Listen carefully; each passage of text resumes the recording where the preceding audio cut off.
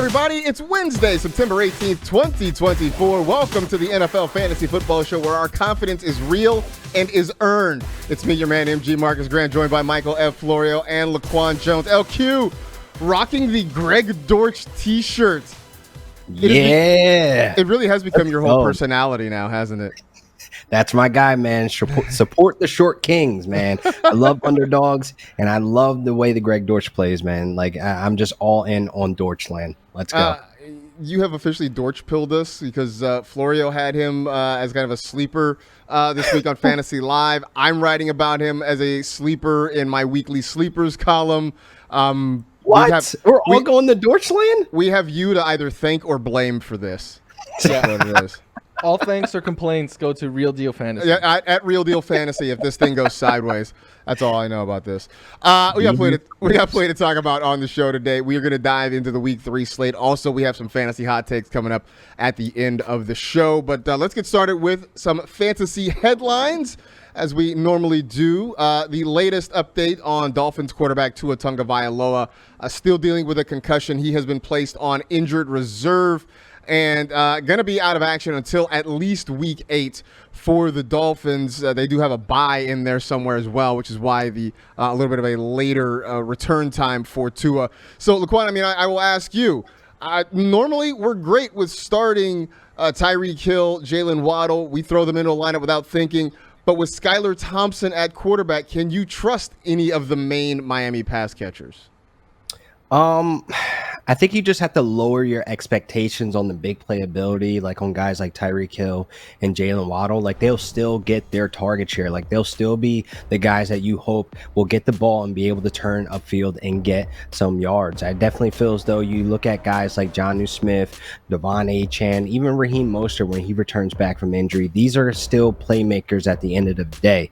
I mean, they may not have the big plays that they have usually that they have with Tua, but they still will be productive and still be able to go out there and put something out there that fantasy managers can be happy with. I really feel as though we just need to be patient with Skylar Thompson. He's a 7th round pick. He's a young guy. I just feel as though that you can't just totally bail on this offense just based on, it's not like, you lose the starting quarterback and then you only have one playmaker on the field. No, you have tons of playmakers on this Miami Dolphins offense where they're going to be supporting each other and making this offense to find a way, to keep these drives alive or even move the chains or get into some scoring opportunities. So I'm not completely bailing out on Dolphins playmakers. I'm just going to have to lower my expectations week to week. Yeah, it's going to be tough because Tyreek Hill was a high first-round draft pick, too, for a lot of people. Yeah. And it's just going to be hard to get anything close to that return with Skylar Thompson there. And we're going to find out for Jalen Waddle whether or not he's anything close to quarterback proof. I think we can feel that way about Tyreek. I don't know that we're there yet with Jalen Waddle. No. Other notable headline around the NFL, the Kansas City Chiefs bringing back Kareem Hunt. Isaiah Pacheco, we know, is going to be out for an extended period of time. Simple question to you, Florio. Yeah or nah? Kareem Hunt? Yeah. Nah, I'm good. I know people were like, but he knows the system and Andy Reid. To me, this is getting Leonard Fournette vibes, Dalvin Cook vibes. Look at all of these veteran running backs who've signed to practice squads just to stay in the league. I know Hunt has a history here, but last year he looked as washed as can be. 3.0 yards per carry, negative 101 rushing yards over expectations, one of the lowest. Only Josh Jacobs had fewer runs go for 10 or more yards, and he was the 3rd slowest running back in terms of average speed at just 11 miles per hour.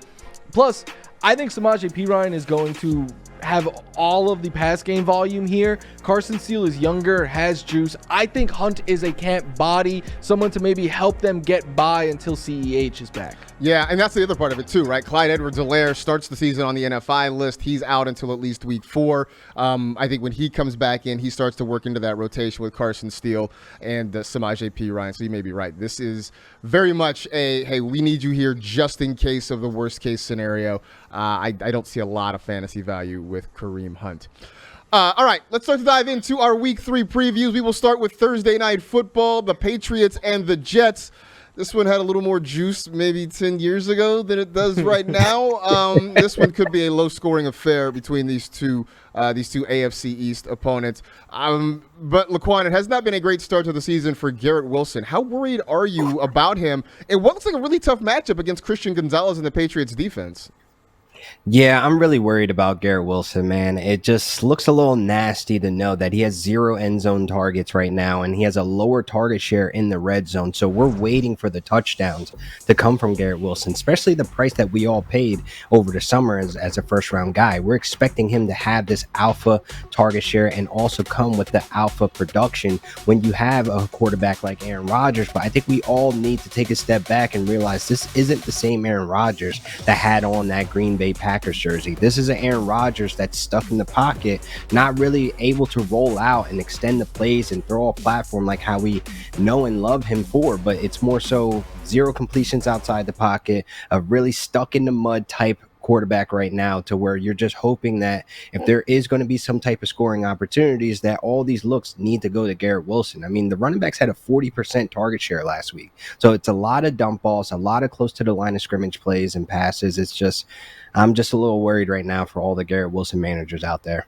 I mean, can you get away from him, though, Florio? I mean, you spent, a late first, early second-round draft pick on him. It feels like you can't really get away from him. No, I have him on one team, and I'm kind of kicking myself because all summer I was like, I think Garrett Wilson is really risky because of his quarterback, and I kind of let all of the hype get to me and be like, all right, I don't want to miss out on him. He had 1 target over 10 yards last week. Like, it's not a Garrett Wilson issue, although I am starting to think we might push Garrett Wilson into the elite wide receiver category a little too early. Like, Justin Jefferson said, no disrespect, I'm not Garrett Wilson, and proved it immediately. I want Garrett Wilson doing stuff like that, and we can only say quarterback is the excuse so long, but quarterback is the excuse once again for Garrett Wilson. At least for right now. We'll see what happens coming up this week. Not a great matchup on paper, but you got to wonder at some point, do they just start force-feeding him targets to try and make this offense move? All right, let's get into the meat of Week 3. We'll start with the Eagles and the Saints. Philadelphia coming off a really tough loss on Monday Night Football. The Saints have been red hot. Laquan, can the Saints stay red hot? Easy for me to say. Can the Saints stay red hot? And will we finally get the Chris Olave breakout game we've been waiting on? Yes, I think, the Saints are red hot right now. I think they keep it up. And I think this could be the game Chris Olave really shakes out and shows up and show out and put some big points on the board. I think, last year we look at him, only 2 games where he had 20-plus fantasy points. And I think this will be the first game that he can crack off the season with a huge performance. Going against this Eagles defense is a little sketchy on the secondary, where you have to worry about and actually have top priority concern about Rashid Shaheed stretching the field, where Chris Olave could find a lot of his work across the middle and be able to turn upfield and get those yards, and hopefully he could fall into the end zone this weekend. That would be great. It's weird because Rashid Shaheed has become the air yards king that Chris Olave had been the last couple of years. But either way, the Saints offense is eating through the first 2 weeks.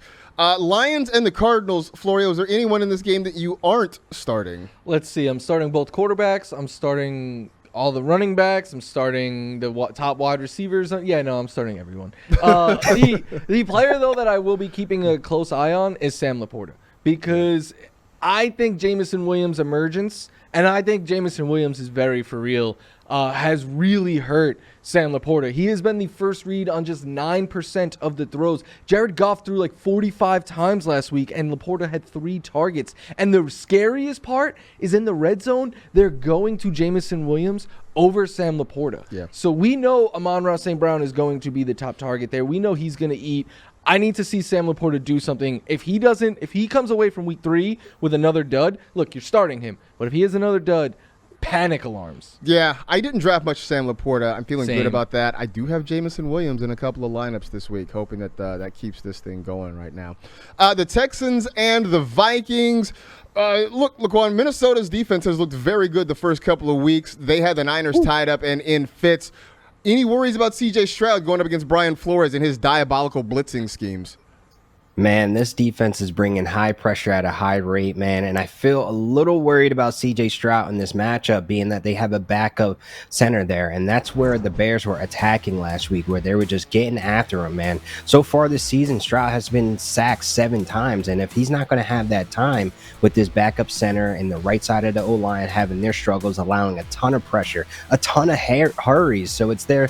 You're looking at CJ Stroud not having the time to be able to dump off and deliver these big passes on a frequent basis, on a consistent basis throughout the game. That's why you see the score that it was with the Bears, where they weren't really lighting it up. You see Nico Collins getting loose, but we need this at least on every drive. So it's more so I'm concerned about the O-line going up against this Vikings defense that have 11 sacks right now, and they have the highest QB pressure rate right now. So it's like, oof, man, I pray for CJ Stroud to get out of that pocket and not take those hits that he told Caleb not to hit. You heard it here first. This is the Tank Dell week. I think this is the week it happens. I think you're gonna see him running those over routes, kind of getting in behind the linebackers. When they bring pressure, you got those safeties back a little bit, trying to prevent the deep ball. I think this is where you see CJ Stroud and Tank Dell connect a lot this week. So everybody who has Tank Dell, who's been worried about him, I think this is the week that you kind of feel okay about it. Ravens at the Cowboys. Look, if you got Lamar Jackson, you're starting him. If you got Dak, you're probably starting him. Both of these defenses are pretty good, though. Is there anybody, Florio, you feel super confident in this week? No. Because I actually would be trying to sit Dak Prescott. I have him as a sit, and I have him in a league where I think I have the options to get away. It depends on who your other quarterback is. But, yeah, I can't get away from Lamar Jackson. I still think you're starting Derrick Henry. Probably, I mean, I changed my answer. I have the utmost confidence in CeeDee Lamb. You could put the Monstars on the other side of the field, and I will have the utmost confidence in CeeDee Lamb. But besides that, it gets real shaky. On the Ravens side, the tight ends are what I'm going to be watching a close eye on, because in week 1, they used 2 tight end sets on half their plays. It was the highest in the league.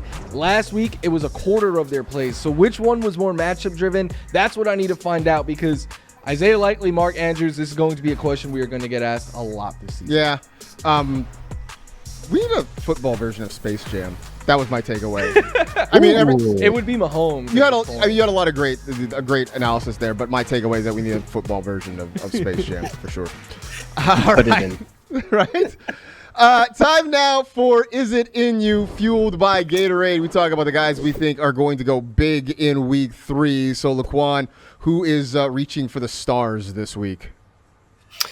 Man, I got to go with old man Adam Thielen, with Andy Dalton back at the quarterback position, because last time we saw Andy Dalton, 58 pass attempts, to where you're looking at this offense that has been capped, I would say, by Bryce Young, to where I think Andy Dalton still has it in him to be sneaky, get behind the linebackers, and find a way to find the end zone and make some solid plays. I'm looking at Andy Dalton and Adam Thielen's connection last season in that game.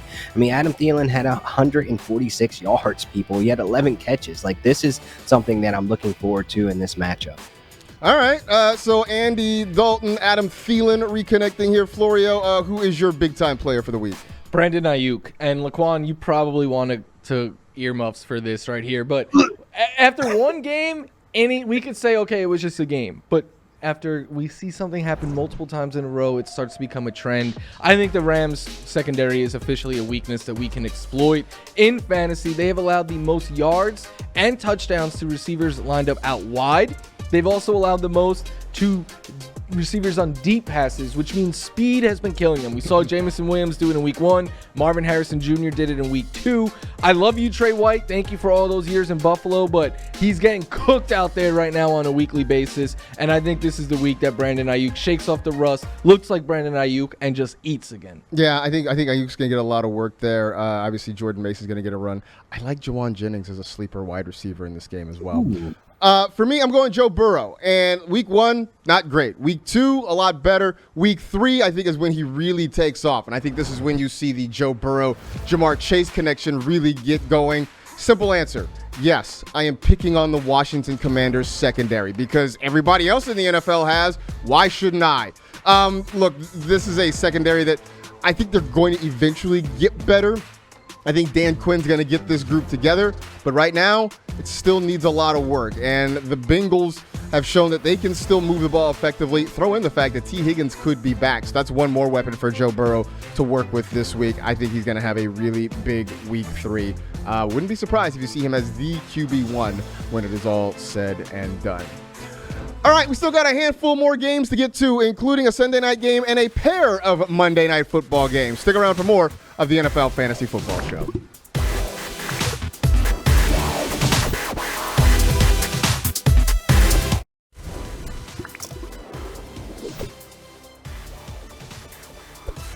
'49ers at the Rams. This one seemed a lot more appealing when the season started than it does right now because a whole lot of stars on both sides are injured. But Laquan, as the resident Rams homer here, obviously Puka Nacua is out. Cooper Kupp is out. Is there a Rams receiver we can trust this week?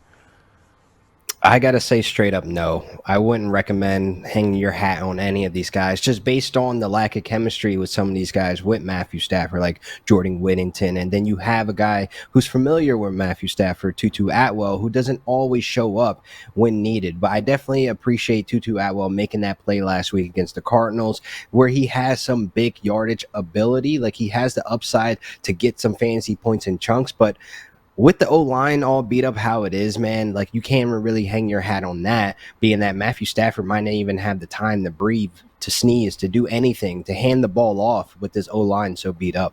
Yeah, I mean, it's a rough situation. I don't think Matthew Stafford is startable, and I can't trust really anybody. I got a couple questions about Demarcus Robinson. I just can't right now until I see something from this offense. Sunday Night Football, the Chiefs and the Falcons. Look, Atlanta coming off that big win on Monday Night Football. Meanwhile, the Chiefs beat up in the backfield. We talked about Kareem Hunt reuniting with Kansas City, but the Florio, Carson Steele, real or mirage, at least as a usable fantasy option? Maybe. I'm willing to find out, though. I think if you picked him up and you are in need of a running back this week, you could take the shot on him. Like, if you lost Pacheco and you didn't love anyone on your bench and you grabbed him, yeah, I think you could plug him in. I'm starting Samaje Perine myself in a number of leagues. I think Perine will see the pass game work, like the 2-minute drill, third downs, all of that. The ground, I'm thinking we'll see some sort of a split with Steele probably being on the heavy side of it. He is huge. He's got some juice. Andy Reid and co are clearly big fans of him there, and he's probably going to get a lot of the goal line work as well, which at the very least makes him a flex option. Yeah, I mean, I think that's sort of the thing. He's going to get a lot more touches, it seems like, than Samaje Perine. So he's the guy that I would want if you're looking for a Chiefs backup running back. Hard. Yeah. We got 2 Monday night games coming up this week. We got the Commanders and the Bengals. And I just saw a tweet from the great Rich Rebar, Laquan, who mentioned that 37.9% of the Washington wide receiver targets have come behind the line of scrimmage. Highest rate in the league. The league average is 11.3%. Is it time to panic if Terry McLaurin doesn't produce this week? This is me hitting the panic button. Like, what is happening? Like, I have way too many shares of Terry McLaurin for him to be going out there doing what he did last week. He had less than 4 yards per reception last week. We're looking at this offense. You're looking at Jalen Daniels, man. This is the quarterback he's been waiting for. He's completing over 70% of his passes, but these passes are all behind the line of scrimmage. So short passes where Terry McLaurin, he's a guy of his caliber to be able to stretch the field, make the plays downfield, and catch the long touchdowns. Like, we're not seeing this out of this offense, out of Terry McLaurin, where I'm a little worried, man. I don't know where, the production is coming at now, being that this is more of a run-heavy offense. This is new for Terry, but it's like, man, we waited all this time for him to actually get a quarterback. We're just not getting the production out just based on the offensive scheme.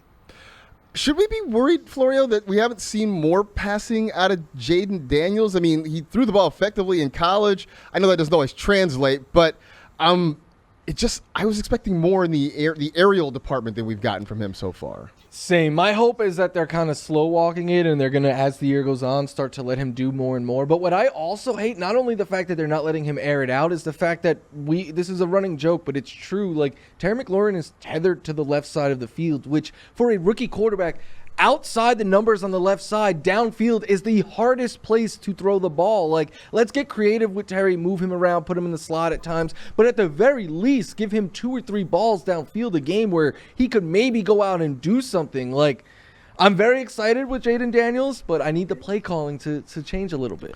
Yeah, I was really thinking this was going to be something more than what it is.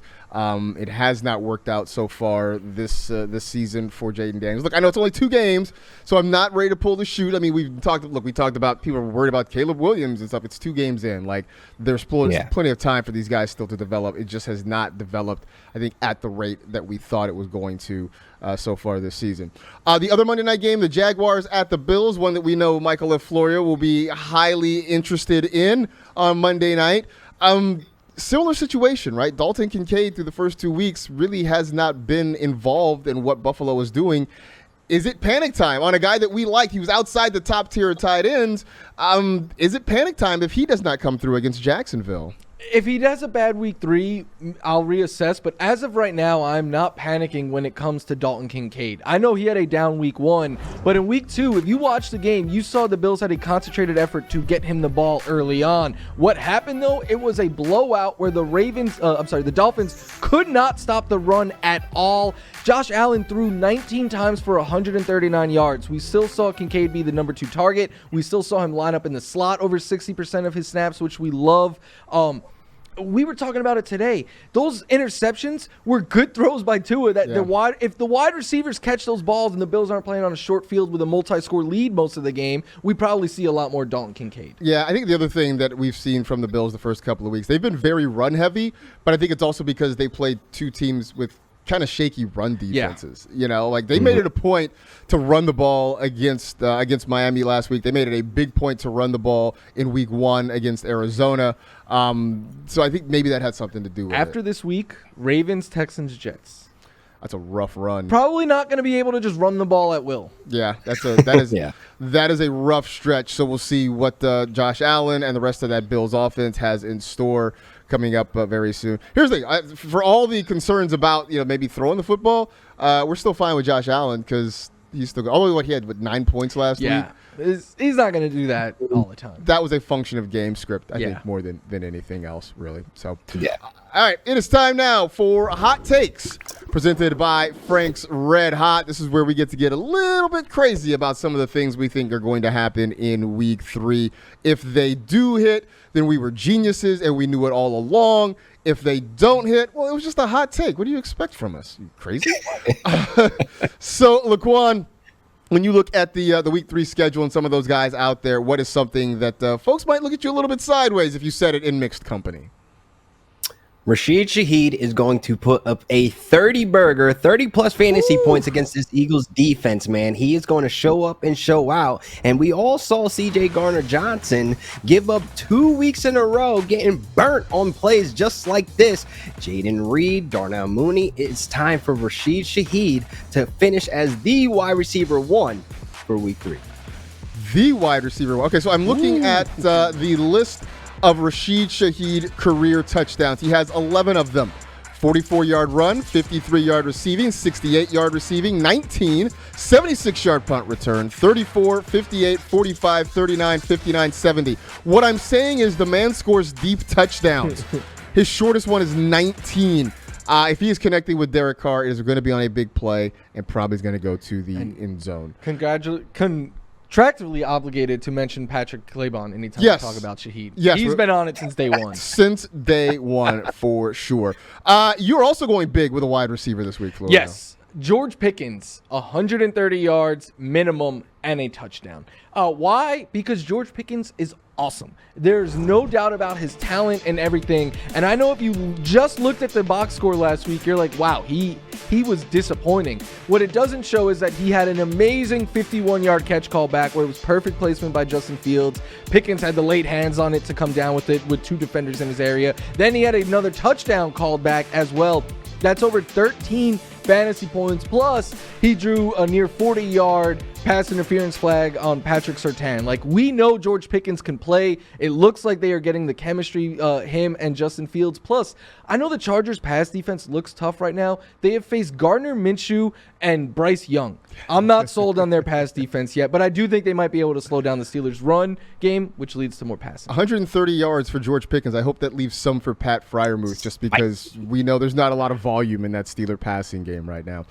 Speaking of guys that played with Arthur Smith, Jonnu Smith, I think he's going to be the third tight end this season, have a 20-point game. We saw Isaiah Likely do it in week 1. We saw George Kittle do it in week 2. I think Jonnu Smith, the ADOT's not going to be high. It's going to be a lot of short throws, all about 4 or 5 yards from the line of scrimmage, but I think the target volume is going to carry the day, and that's going to get him over the hump. They got to go somewhere with Skylar Thompson. They can't just lean on that running game. They got to throw the football. If they take away Tyreek Hill and Jalen Waddle, I think you're going to see Jonnu Smith eat. By the way, you can catch the rest of our Week 3 previews on Fantasy Extra on NFL Plus, so be sure to check those out coming up later in the week. In the meantime, that is it. We are done. We appreciate you hanging out with the NFL Fantasy Football Show. You know the drill. Tell 2 friends to tell 2 friends. Rate, review, and remember, you'll never feel more alone than when trying to put sunscreen on your own back. Be safe, take care of yourselves, and we will talk to you tomorrow.